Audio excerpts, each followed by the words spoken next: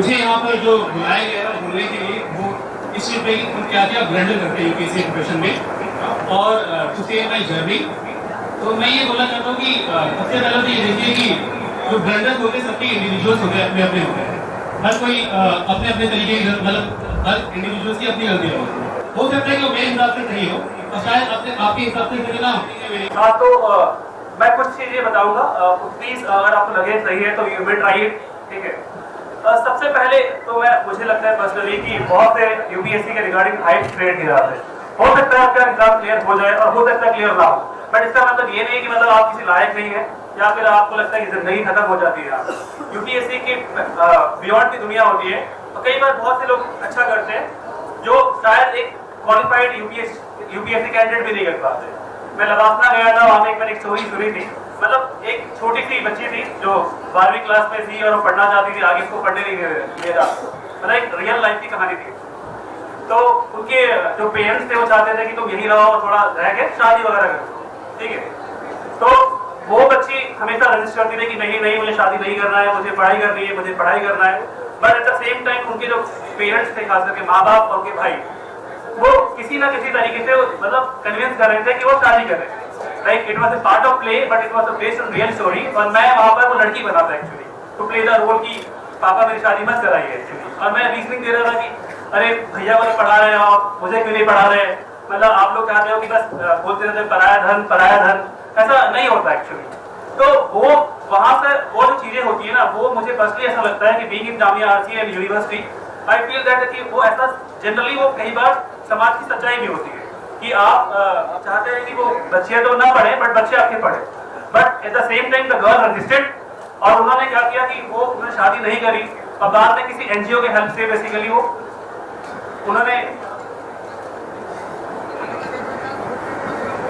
उन्होंने वो कोशिश करी और पढ़ाई आगे पढ़ाई करी काफी आगे। तो वो चीज उन्होंने जब स्टोरी खत्म हुई तो बाद में like she was on the stage actually कि ये मैं असली में जो थी वो, और वो काफी बीपीओस रन कर रही थी और काफी सारे ऐसी चीजें रन रही जो लड़कियों को मदद करती पढ़ाई को लेकर।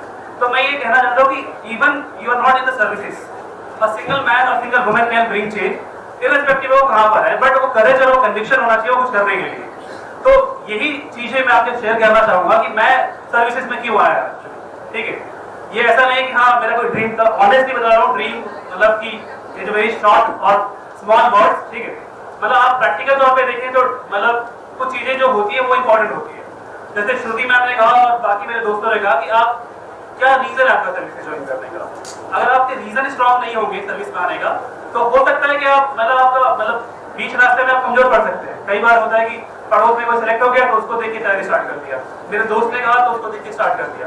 आई डोंट मतलब थिंक कि वो चीजें कई लॉन्ग टर्म में सस्टेन कर सकती है आपका एक जेन्युइन रीजन होना चाहिए कि आप सर्विसेज में क्यों आना चाहते हैं। मैं छोटे से एक मतलब बिहार, नॉर्थ वेस्ट बिहार में एक सीतामढ़ी डिस्ट्रिक्ट आता है, मैं वहां से आता हूँ, ठीक है। और वहां पे एक बहुत छोटा डिवीजन है, उसका नाम है बैरगनिया, ठीक है। वहां पे एक गांव है, उसका नाम है पताही, ठीक है।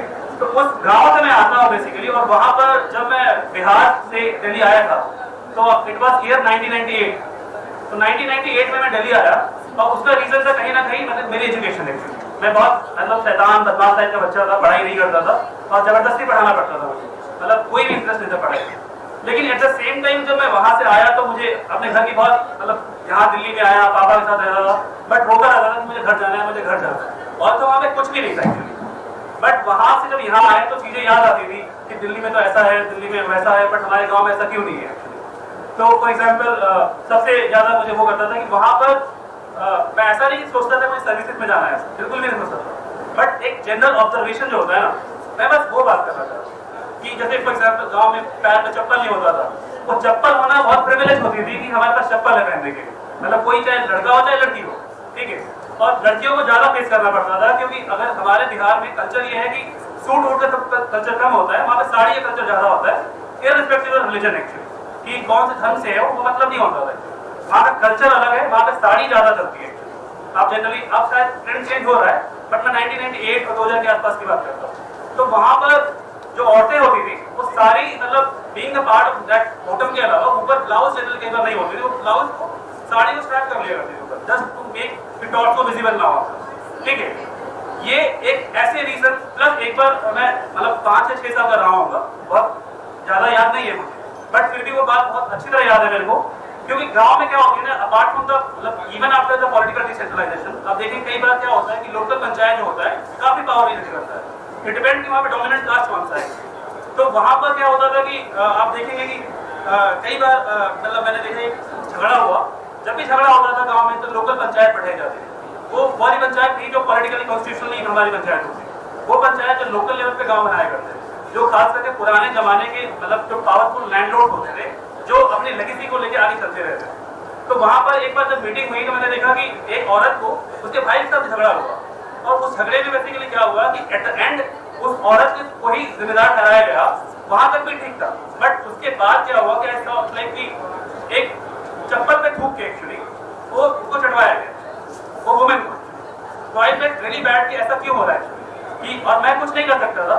रीजन ये कि मैं मतलब एक नॉर्मल सा इंसान और एक बहुत ही हम्बल घर से आ रहे हो आप, और आप वो पावरफुल लोगों से नहीं बैर कर सकते। आप क्यों ऐसा करेंगे? क्योंकि आप तो छोटे बच्चे हैं और आपके सामने जो बड़े बड़े लोग हैं वो कुछ बोल नहीं रहे हैं। तो ये एक मतलब ये सब चीजें ना कहीं दिमाग में रहती थी मेरे। बट उसके बाद मैं दिल्ली आया, और दिल्ली आया तो मतलब मैंने स्कूलिंग मतलब एक गवर्नमेंट स्कूल है सरोजिनी नगर में, वहाँ से पढ़ाई करी है मैंने। पढ़ाई करने के बाद मुझे मतलब मेरे अब्बा, मेरा जामिया में घर है बुरादी रोड पे, बट मुझे पसंद नहीं आता था यहाँ पे आना, क्योंकि बर्सली में हमेशा से मल्टीकल्चरल स्पेस में रहा हूँ, तो मुझे वो ज़्यादा सही लगता था। तो मुझे यहाँ लगता था कि मैं यहाँ पे, मेरे सारे दोस्त वहाँ छूट गए, मैं यहाँ आना पड़ रहा है मुझे। और मेरी ग्रेजुएशन गुरु गोविंद सिंह इंद्रप्रस्थ यूनिवर्सिटी से हुई है मेरी, मैं मैकेनिकल एंड ऑटोमेशन इंजीनियर हूँ। तो वहाँ पर ऐसा लगता था कि मतलब कि यहाँ नहीं आता था। यहाँ से सीधा मैं कॉलेज के बाद, मैं घर से सुबह यहाँ से 7 बजे निकलता था, और कॉलेज से सीधा मैं सरोज नगर चला जाया करता था। और वहीं पर एक मतलब एक बच्चा होगा कि यहाँ पे मुजम्मिल नाम होगा, वो खड़ा वहाँ पर, ठीक है। तो इसके साथ मैं ऐसी बात मतलब ये पढ़ने में उस टाइम अच्छा नहीं था मतलब, तो मैं एक्चुअली तो मैं ऐसे ही मतलब इसके साथ कई बार होता था कि जैसे यूसुफ पापा कई बार होता था कि गए वहाँ अपने मर्जी से रहो, तो पैसे चाहिए होते थे मुझे। तो स्कूल के बाद पैम्पलेट बांटता था मैं, जैसे एडमिशन आपके एग्जाम खत्म हुआ तो पैम्पलेट बांटने चला जाया करता था। तो वहाँ पर मेरी मैथमेटिक्स बहुत अच्छी है मेरी एक्चुअली। तो जैसे ही बच्चे 12वीं क्लास के बच्चे आते थे वहाँ, तो मैं उनका मैथ डाउट वगैरह सॉल्व करते थे वहीं पर। तो बोलते अरे भैया आप तो पैम्पलेट बांट रहे हो, आपको कैसे पता? मैंने कहा छोड़ो इसको। तो उसी बीच में मतलब उसको बाहर बैठा के 8वीं क्लास में पढ़ाया जाता था मैं, मुझे मेरे को। तो ये सब बिल्कुल भी पढ़ाई में मन नहीं करता था, बट धीरे धीरे मैंने मतलब इसको पढ़ाना स्टार्ट किया। तो इसको देख के और बच्चे मुझे देखने मतलब आते थे कि चलो मासूम भाई के साथ पढ़ते हैं, तो मैं ऐसे ही पढ़ाता था, लाइक शौक है मेरा पढ़ाना एक्चुअली। तो वहां पर क्या हुआ कि एक बार इसके कुछ दोस्त आए कि चलो मतलब कि किसी कोचिंग वाले ने भेजा कि ये अच्छा पढ़ाते हैं, क्या टेस्ट हैं। फिर वो मुझे टेस्ट करने के लिए आए, फिर दोबारा लौट के नहीं गए। वो 2 बच्चे थे, उनका नाम आजाद और एक और होगा शायद यहाँ पर आकाश, वो भी होगा, ठीक है। तो वो आई थिंक वो लौट के नहीं गए, and it was free actually, ठीक है। फिर उसके बाद बहुत बच्चे पढ़ गए एक्चुअली। तो मेरे दोस्त का रूम था जहाँ पढ़ाया करता था, उसका नाम शहाबुद्दीन एक्चुअली, वो बिहार में मुजफ्फरपुर का एक्चुअली। तो मैंने बोला कि यार तुम ऐसा, उसने मुझे बोला कि प्लीज आप ना इसको, यार मेरे भैया बोलते हैं तुम कहीं और देख लो। तो वो मेरा बहाना था सरोजनी नगर में रुकने का, तो मुझे पटना हाउस नहीं आना चाहिए था, ठीक है, ऐसा मन करता था उस टाइम। तो मैंने एक्चुअली बोला ठीक है बच्चों को कि भाई ऐसा करते हैं कि मैं तो शायद ऐसे कंटिन्यू नहीं कर पाऊंगा क्योंकि दूसरे घर में कब तक पढ़ा है। तो उन मेरे बच्चों ने ही बोला कि ऐसा करते हैं कि आप ना हम सब मिलके 100-200 रुपए करके एक रूम ले लेंगे रेंट पे, आप वहाँ पढ़ाना एक्चुअली। तो मैंने ठीक है चलो, तो मिलके इन लोगों ने 1400 रुपए में रेंट पे रूम लिया, वहाँ पढ़ाना स्टार्ट किया आपने, ठीक है। तो वहाँ पे जब और बच्चे बढ़ गए, काफी बच्चे बढ़ गए, तो लाइक मतलब मुझे लगा कि कुछ और करना चाहिए। तो मेरे पास ऑनेस्टली बता रहा हूँ, I had 0 rupees in my pocket उस टाइम पर भी, ठीक है।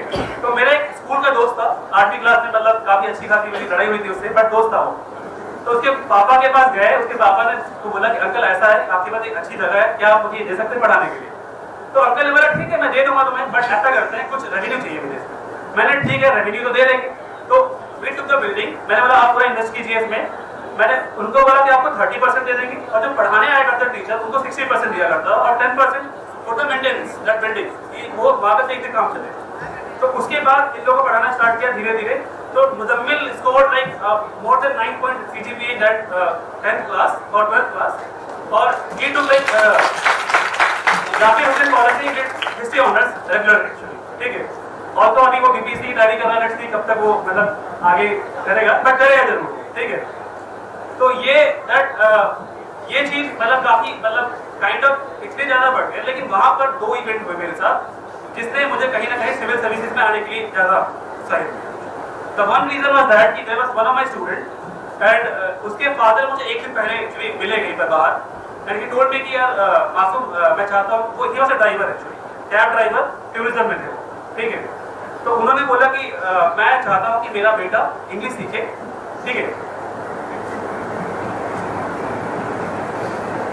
इंग्लिश सीखे, और ताकि वो उनको ऐसा लगता था इंग्लिश सीखने के बाद क्या होता है कि कोचिंग में जो टूरिज्म इंडस्ट्री में अच्छी जॉब मिल जाती है, और बीइंग अ ड्राइवर उनके लिए बड़ी बात थी कि उनके बेटे को जॉब मिल जाती है, और वो भी 30-40 हज़ार के आसपास, क्योंकि वो ऐसा लगता था कि वो दिल्ली से मसूरी, दिल्ली से शिमला यहाँ जाया करते हैं। तो next day unfortunately the person, उसके फादर का इंतकाल हो गया और वो ब्रेन हेमरेज से। तो मुझे समझ नहीं आया यार ये अचानक से कैसे हो गया।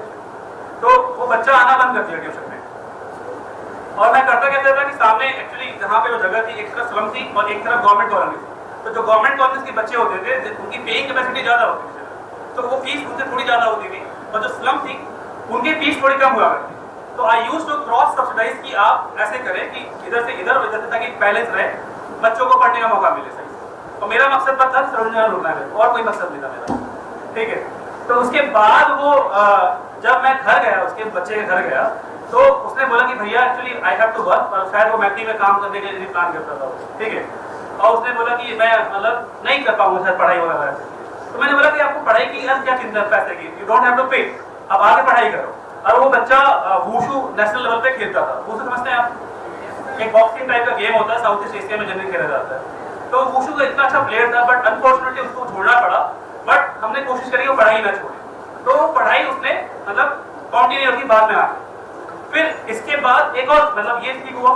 फिर इसके बाद एक और केस हुआ कि कुछ बच्चे मेरी क्लास में जो टाइम होता था उस टाइम पे नहीं आया करते थे पढ़ने, मतलब कभी आया कभी नहीं आया।